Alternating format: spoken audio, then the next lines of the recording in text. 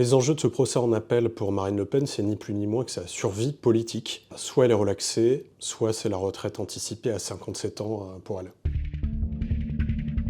Alors, le 13 janvier commence le procès en appel de Marine Le Pen et d'une dizaine d'autres cadres du parti qui avaient été condamnés en première instance au printemps dernier. Alors il était reproché au RN d'avoir monté un système, c'est le terme qu'ont employé les juges, pour détourner l'argent des assistants parlementaires européens au profit du parti. Pour faire simple, les assistants parlementaires étaient en fait embauchés à des tâches au sein du parti. Il y avait des gardes du corps, des chefs de cabinet qui travaillaient pour le parti, sans même savoir parfois qu'ils étaient assistants parlementaires du Parlement européen.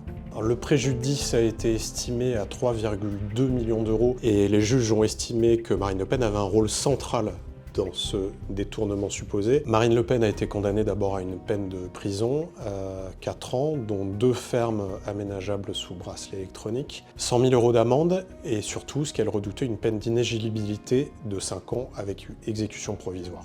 Les enjeux de ce procès en appel, pour elle, c'est tout simplement sa survie politique et sa candidature à l'Élysée. Si elle est condamnée à la même peine qu'en première instance, c'est quasiment terminé. Il y a quelques voies de recours assez complexes, mais qui sont très aléatoires. Après, il faudra voir s'il y a à nouveau une peine d'inéligibilité qui est prononcée. Si cette peine est de moins de 2 ans, elle a une chance de s'en tirer parce qu'elle a déjà commencé à purger cette peine depuis sa condamnation au printemps dernier. Ce n'est pas une décision de justice, c'est une décision politique.